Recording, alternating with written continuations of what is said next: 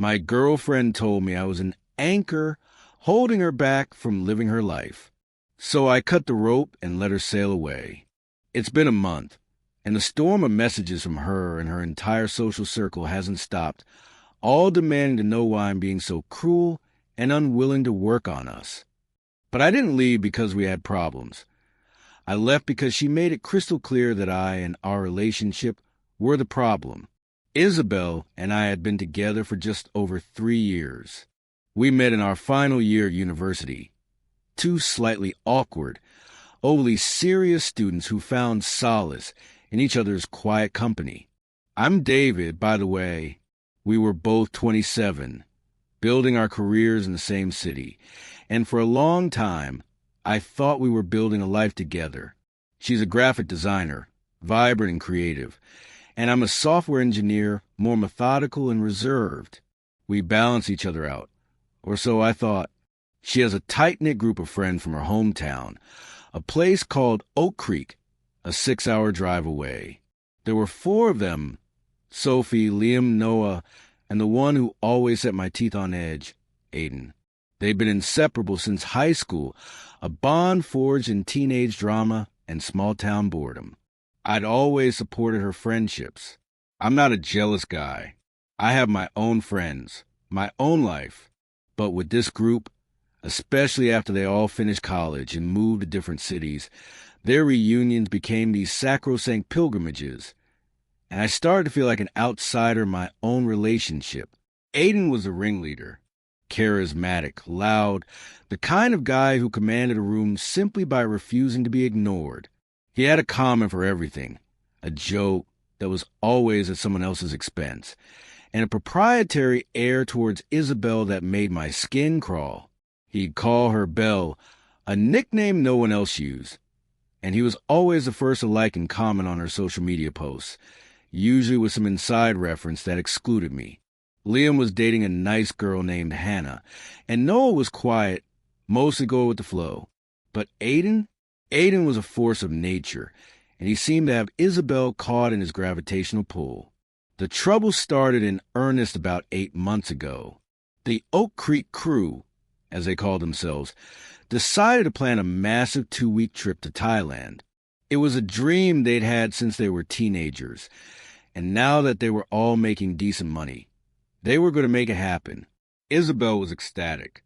Initially, she asked if I wanted to come. I was hesitant. 2 weeks is a long time, and my vacation days were limited, but I said I'd look into it. A week later, she came back to me, looking sheepish. "You know, David," she'd said, "the guys were talking, and they think this should be just the original crew. For old time's sake. It's kind of our thing." I was disappointed, but I understood, or I tried to. "Sure," I'd said. "It's your dream trip. You should do it with your friends." I decided to use the time to finally renovate my bathroom, a project I'd been putting off for a year. But then the planning began. And it wasn't just planning. It was a full-time, all-consuming obsession. Our apartment became a war room for the Thailand invasion. There were spreadsheets for budgets, itineraries pinned to the fridge, and constant, endless video calls that stretched late into the night. Our quiet dinners were replaced by her scrolling through hotel reviews on her phone. Our movie nights were punctuated by the relentless ping of the group chat. I felt myself becoming a ghost in my own home, a silent spectator to her mounting excitement for a trip I wasn't part of. Then came the group identity phase. Aiden, of course, was a mastermind. He decided they all needed matching tattoos. Not temporary ones, but real permanent ink, a small, symbolic design that represented their unbreakable bond. Isabelle was thrilled. She showed me the design, some intricate geometric pattern that was supposed to symbolize friendship and adventure. I must have looked horrified because she immediately got defensive. "It's tiny, David, and it's on the ankle. It's no big deal. It's a permanent mark on your body for a friend group," I said, trying to keep my voice level. "Don't you think that's a little intense?" "You wouldn't understand," she'd sighed, a familiar refrain that was starting to feel like a weapon. It's about the memory. This trip is a once-in-a-lifetime thing. The week before she left was the worst. She was a whirlwind of packing lists, last-minute shopping, and frantic phone calls. She'd taken the week off work to prepare, which meant she was home all day, yet I saw less of her than ever. She was physically present, but mentally, she was already on a beach in Phuket. One evening, I'd cooked her favorite meal, eggplant parmesan, hoping to carve out one quiet, connected moment before she left. She spent the entire dinner with her phone in her lap, her thumbs flying across the screen, a faint smile on her face. Who's so interesting? I finally asked, my patience wearing thin. It's the group, she said, not looking up. Aiden found this amazing-looking street food tour in Bangkok. He's sending pictures. Of course he was. I pushed my plate away, my appetite gone. Isabelle, can we please just have one meal without the phone? I feel like I haven't actually talked to you in weeks. She looked up, genuinely surprised. We talk all the time. I'm right here. Are you? I asked, because it feels like you left for Thailand a month ago. She rolled her eyes. Don't be dramatic, David. This trip is important to me. You know that. The night before her flight, I was lying in bed, trying to read, while she was on a video call with the whole group, her phone propped up on her vanity. I could hear every word. They were talking about the full moon party. They were going on Koh Phangan. Aiden was holding forth, as usual. All right, crew, this is it. The pinnacle of our adventure. Belle, I've got the neon body paint ready for you. We're going to make you the star of the beach. Isabelle laughed, that light, flirty laugh she used to have for me. You're ridiculous, Aiden. I can't believe we're actually doing this. Believe it, baby. Aiden crooned. This is what living feels like. No responsibilities, no anchors, just pure freedom. Anchors. The word hung in the air, toxic and heavy. I felt a cold knot tighten in my stomach. Was that how she saw me? An anchor? Holding her back from living? The morning of her departure, she was up at 5 a.m., buzzing with nervous energy. She commandeered the bathroom for what felt like an eternity, and I could hear her in there, laughing and talking with Sophie on video chat, finalizing their travel outfits. I made coffee and toast, a pathetic peace offering. When I called her name, she yelled, "Just a sec, David, we're coordinating." 15 minutes later, a sec had passed. I went to the bathroom door. Isabelle, your coffee's getting cold. Can we please have 5 minutes together before you go? The door opened a crack. She looked stunning, her hair perfectly styled, her makeup flawless. She also looked irritated. David, I have a flight to catch. We can talk when I get back, okay? There's just so much to do right now. And that's when I snapped. Not loudly, not angrily, but internally. Something just broke. Right now, I said, my voice quiet and strangely calm. Where do I fit into your priorities right now? She blinked, confused by the question. What do you mean? You're my boyfriend. That's a given.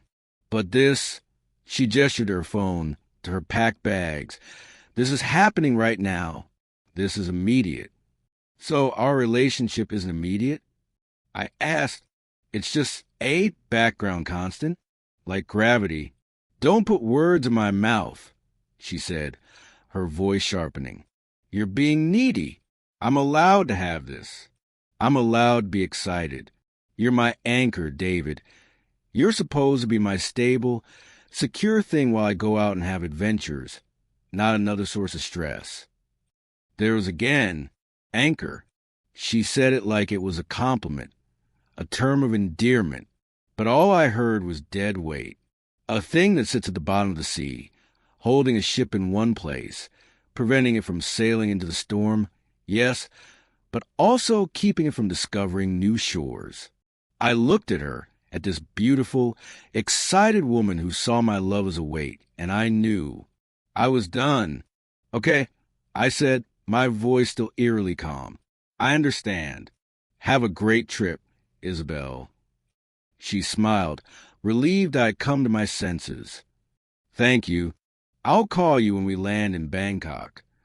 She gave me a quick, distracted peck on the cheek, grabbed her carry-on, and sailed out the door. The moment the door clicked shut, the silence in the apartment was deafening. I stood there for a long time, just breathing. Then I walked to my closet and pulled out my duffel bag. I didn't think, I just moved. I packed enough clothes for a week. I grabbed my laptop and my charger. I texted my cousin, Ben, who lived in Seattle. Hey, can I crash with you for a few days? Need to get out of town. Ben, bless him, responded immediately. Of course. Doors open. Everything okay? We'll explain when I get there. I typed back. I threw my bag in the car and started to drive north. The 6-hour journey was a blur of asphalt and introspection. The more miles I put between me and my old life, the lighter I felt. The anchor had been lifted, and I was suddenly terrifyingly buoyant. I wasn't angry anymore. I was clear. She had told me exactly who she was and what I meant to her. I was not a partner on her journey. I was the dock she left behind. I arrived at Ben's apartment in the evening. He took one look at my face, handed me a local craft beer, and said, "You look like you just lost your best friend." I think I did, I replied, and I think I'm okay with it. Over the next few days, I told him the whole story. He listened, without judgment, until I was finished. So, he said, she told you you're her anchor, and then she left. Pretty much. And you decided if you're an anchor, you don't have to stay tied to one ship. I smiled for the first time in weeks. Exactly. Meanwhile, Isabelle's trip began. My phone lit up with photos of stunning temples, chaotic markets, and pristine beaches. There were pictures of the whole group, their arms slung around each other, beaming. In every one, Aiden was right next to Isabelle. I responded with polite, one-word answers. Beautiful. Awesome. Fun. The tone of her messages began to shift from excited to probing. Is everything okay? You're being quiet. I was giving her the exact amount of attention she had shown me in the weeks leading up to her trip. It was a mirror, and she was starting to see her own reflection. On day 5, she called. I was hiking with Ben in the Cascades, and I let it go to voicemail. She sounded worried. David, call me back, please. I miss you. Things feel weird. I called her back that night. Hey, I said. Hey. Her voice was small. What's going on? Are you mad at me? No, I said, and I meant it. I'm not mad. I'm just giving you the space you clearly need to focus on your trip. That's not fair, she protested. I'm on the other side of the world. Of course I'm focused on the trip. And for the month before you left? I asked calmly, were you on the other side of the world then, too? She was silent for a moment. I could hear laughter and music in the background. I don't want to fight, she said finally. I just want to know you're still there. I am where I've always been, Isabelle, I said. The question is, where are you? I extended my stay in Seattle. I told my boss I was working remotely, and fortunately, my job allowed it. When I told Isabelle, she panicked. What do you mean you're not coming home? Why didn't you discuss this with me? I repeated her own words back to her. This is happening right now. It's immediate. She sputtered, unable to articulate why her unilateral decisions were acceptable while mine were not. The final nail in the coffin came via social media. While she was sending me long, heartfelt paragraphs about how much she loved me and missed me, and how she realized she'd been selfish, I saw a new batch of photos. They'd gotten the tattoos. A small, dark geometric shape was now permanently etched onto her ankle, a physical symbol of bond that clearly superseded our own. She was permanently marked as a member of a group I would never be part of, all while begging me to believe I was her priority. When I finally returned home, she was waiting for me. She looked tired and desperate. She apologized profusely. She said she understood now. She said the word anchor was a stupid thing to say. She promised to change. I listened. I truly did. And then I said, I believe you believe that right now, but your actions have a 3-year history. Isabelle, the trip, the tattoo, the constant prioritization of that group, especially Aiden. You don't just get to erase that with an apology born out of fear. What do you want me to do? She cried. I'll do anything. I want you to be who you are, I said gently. And who you are is someone who needs her friends, her adventures, her freedom. There's nothing wrong with that.